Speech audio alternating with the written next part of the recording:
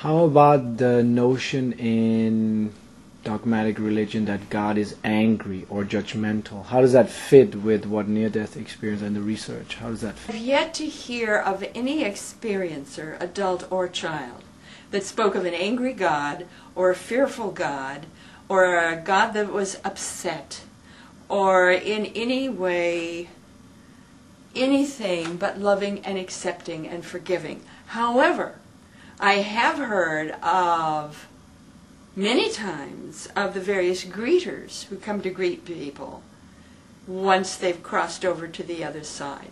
Some of those can be quite critical. Some of those can be quite strict.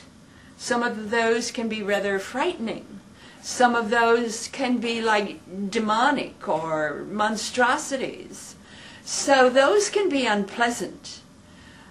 Those who have an unpleasant experience, or the people who the initial guide is maybe not a very nice guide, but takes you into a more pleasant experience. So when it comes to the greeter, those can be all manner and range of beings and feelings and attitudes. But as far as the one great light, what you and I would call God, no. Nothing negative, nothing horrific, nothing frightening.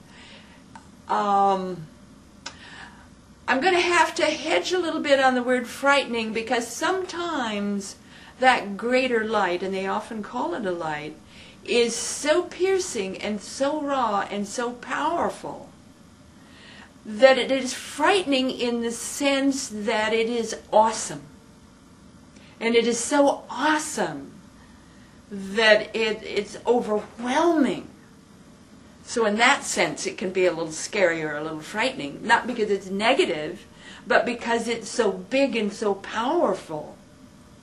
So some people are kind of intimidated by that or overwhelmed by that. But that's the individual, that's the experience. But the light itself, no, its nature, has no anger or judgment. None whatsoever. No anger, no judgment, no.